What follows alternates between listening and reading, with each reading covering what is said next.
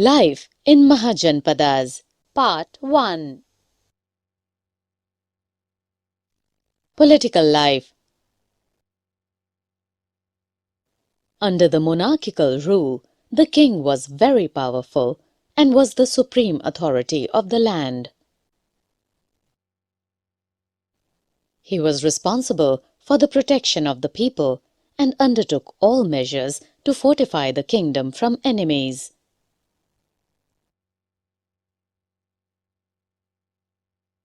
He was advised by the Gramini, or the head of the village, and the Purohit, or the priest. The Amatyas, or the ministers, and the Senapati, or the commander of the army, helped him in the administration.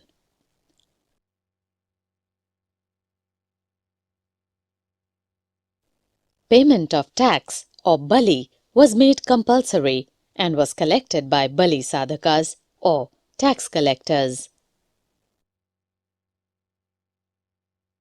The right to collect taxes made the king rich and powerful. He used this money for the army, payment of salaries, building roads, and other welfare activities. Social life.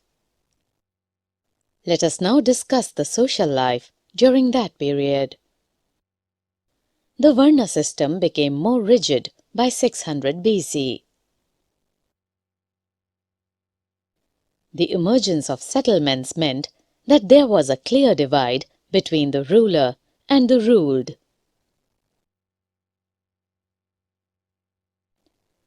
While the Brahmanas and the Kshatriyas enjoyed the status of the upper class, the lower classes were exploited. The basic unit of society remained the family. The Buddhist texts make a mention of the grama, or village, consisting of many families. Villages were inhabited by as few as 5 families to as many as 100 families. Economic life. Let us now discuss the economic life during this period. Agriculture was the main occupation of the people. The land was owned by the village as a whole, or in some cases by a headman or a tribal chief who possessed a large amount of land.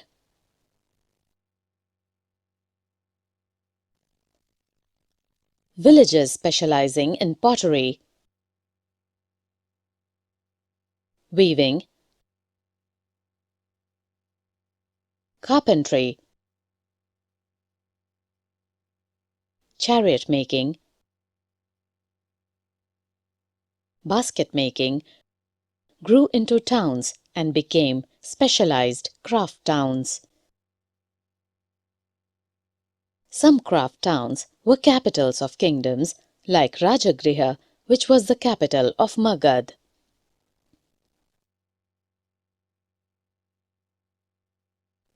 Champa and Tamralipti were port towns, and towns like Banaras were trading centers.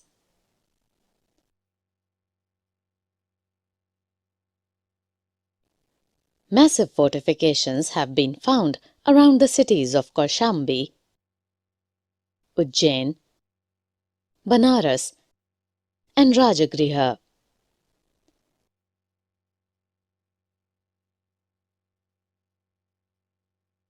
The goods produced by the craftspeople, such as textiles, pots, iron tools, and ivory, were carried over long distances by the merchants.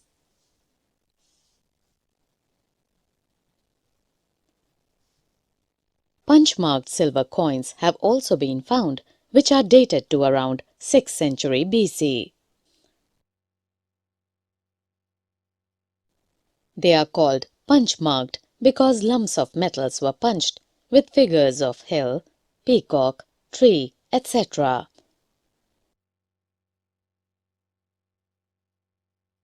Merchants either sailed down the rivers or used carts to travel. The merchants also had to pay tax on the sale of the goods.